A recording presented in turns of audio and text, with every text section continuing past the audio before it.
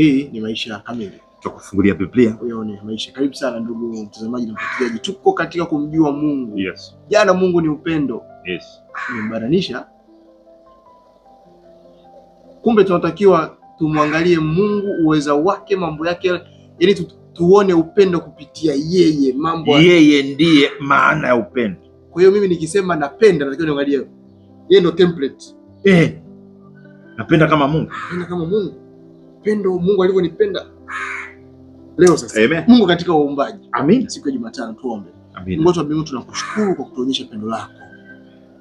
Lakini umetuahidi na sisi tuweze kupendana sisi kwa sisi kama ambavyo wewe umetupenda. Amen. Jaza Roho wako mioyoni mwetu ambaye atatuonyesha ule upendo wako ulio halisi, usio na unafiki, upendo wa kweli. Kabisa. Na sisi tuweze kurudisha upendo huo huo kwako pia. Amen. Ni ombi langu kuwa hata siku ya leo ndio kutuonyesha katika uumbaji wako. Katika jina la Yesu Kristo naomba na kuamini. Amina. Amina. Bwana, na uzima wa milele ndio huu. Wakujua Mungu wa pekee na wa kweli. Na Yesu Kristo aliyemtuma. Hilo lilikuwa ndio ombi la Yesu. Ombi la Yesu. Na sasa tumeangalia sifa za Mungu. Ziko nyingi, Jumapili tuangalia. Lakini tukaanza kutembea na moja moja. Ya kwanza utakatifu, jana upendo, leo uumbaji. Uumbaji. Mungu muumba. Sasa anasimuliwaje Mungu muumba? Yeye ni nani? Sawa. Kwani Biblia inapozungumzia uumbaji wake inamtambulisha katika majina gani? Twende kwenye Mwanzo sura ya kwanza fungu la kwanza, alafu 2 fungu la 7. Mwanzo 1:1, hapo mwanzo Mungu aliziumba mbingu na nchi. Yaani hata uangalie haina haja. Haleluya. 2:7 anasema Bwana Mungu akamfanya mtu kwa mavumbi ya ardhi, akampulizia puani pumzi ya uhai, mtu akawa nafsi hai. Haya, kule kwenye Mwanzo sura ya kwanza fungu la kwanza anatajwa kama nani? Muumbaji wa mbingu na nchi, mwanzilishi. Muumbaji anatajwa kama nani? Mwanzilishi. Muumbaji anatajwa kama nani? Mwanzo. Huyu alisema aliumba, lakini huyu aliyeumba anatajwa kama nani? Mungu. Elohim. Sasa Elohim inaweza kutumika kuainisha miungu. Sawa. Inaweza kutumika kama kwa wingi au kwa umoja. Elohim anaweza kuwa one entity au mmoja, mhusika mmoja au wengi. Haya. Elohim aliumba. Mungu aliumba. Kuna Mungu mmoja tu nani katika mbingu na nchi? Mungu ni mmoja. Una uhakika? Kuna Mungu na miungu. Sasa pale tunaposema hapo mwanzo Mungu aliumba, ingeweza kusomeka hapo mwanzo miungu iliumba. Sawa, okay, sawa. Yaani hilo neno linaweza ikatafsirika katika namna hiyo. Sawa. Na unakataa kwamba hakuna miungu? Sikatai. Sawa, yupo Mungu mtakatifu, yani asiyefananishwa. Lakini ipo miungu. Katika uumbaji sura ya kwanza hamwelezei muumba katika sifa ya singular ya upekee. Ni sawa sana katika Yohana sura ya 4 anasema Mungu ni roho. Kwani wewe sio roho? Ni roho. Malaika sio roho? Malaika ni roho.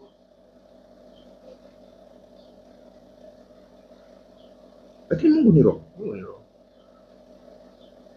Kwa hiyo tunaposema Mungu muumba, nieleze ili nisieleze, sije kukwaza ndugu yangu. Anapoainisha Mungu muumba katika sura ya kwanza kitabu cha Mwanzo, kwa lugha nyingine anaainishwa katika lugha ya kikazi na sio ya kimahusiano ya karibu. Nasema Mungu, Elohim, roho ya Mungu ilikuwa juu.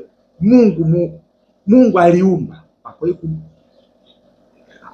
okay. Mungu aliumba. Kadhalika. tusonge mbele. Naona ni uhusiano wa kikazi. Twende kwenye 2:7. Ulimesomaje?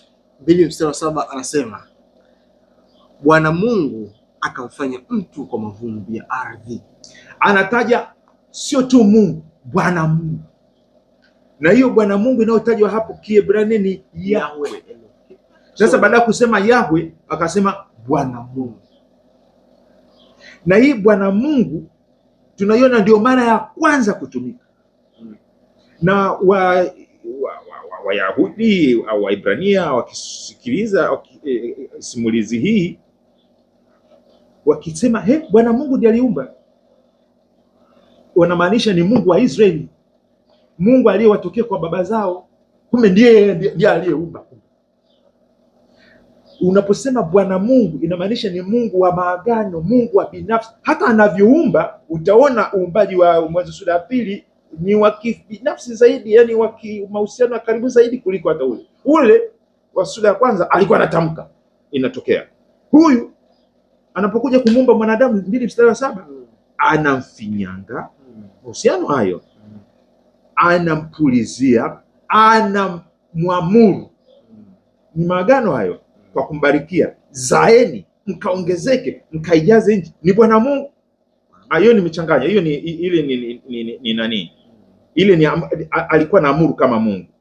Huyu anasema ilime na kuitunza, lakini amembusu, amemfinyanga, amemleta kwa karibu, na anaitwa Bwana Mungu. Sasa kwa hiyo kuna sifa. Mwanzo sura ya kwanza 2:7 inatuonyesha kwamba Mungu ana umbali, lakini pia Mungu ana ukaribu kwa watu wake. Ni muumba wa mbingu na nchi vyote, lakini sura ya 2 inatuonyesha ametuumba sisi kwa ukaribu, na anaingia kama bwana harusi vile, au bwana katika maagano, katika mahusiano ya ukaribu. Amina. Ushamjua Mungu katika sura hiyo ya uumbaji kama tunaiona hapa? Kweli ndio, kwa ukaribu wake nimeuona, lakini hata pia kwa umbali wake nimeuona katika maisha yetu. Mfano kuna uhusiano wangu mimi na Mungu, kuongelea ushuhuda kabisa. Kuna muda nilikuwa najisikia moyoni mwangu tu, yani naona kabisa kuna hali ambayo iko yani kama kwenye void, yani pweke. Lakini nikasema hapana, hii hali sio ya kawaida. Mimi kuna sehemu ambayo natakiwa niwe. Nilipomwomba Mungu nikaona ukaribu wake, sauti yake anajaza moyo wangu na ni wa ukaribu. Nikasema kumbe Mungu hayuko mbali, yuko karibu, japo hatumuoni kwa macho, lakini tunamuona katika mioyo yetu, akitushuhudia kwamba yuko na sisi. Ukamtambua Mungu kama Bwana Mungu, sio tu kama Mungu tu muumba, ila ni Bwana Mungu aliyekuumba, anayekujaza, anayekutimizia mahitaji. Hayo ni uzoefu wa pekee sana. Ukipata nafasi ya kusoma zaidi utasoma Ayubu 36 43 mpaka 24 mpaka 33, lakini sura ya 38 mpaka 39 Mungu anajitambulisha kama muumba kwa Ayubu aliyekuwa anateseka. Unajua, wakati mwingine tunapokutana na changamoto za maisha ambapo tulitamani Mungu muweza na Mungu wa maagano, Mungu aliyeumba mbingu na nchi, na Mungu aliyetuumba kwa ukaribu kama watoto wake, ajitokeze atatue matatizo yetu kama wanao. Sasa wakati wa changamoto kama hizo, tunapotamani na tunaona ukimya, huwa mara nyingi tunaanza kuingia kwenye mahojiano na muumba. Kwa nini Mungu alimuumba shetani mpaka amenisumbua kiasi? Kwa nini Mungu ameruhusu? Kwa nini Mungu amefanya hivi? Kwa nini asingefanya vile?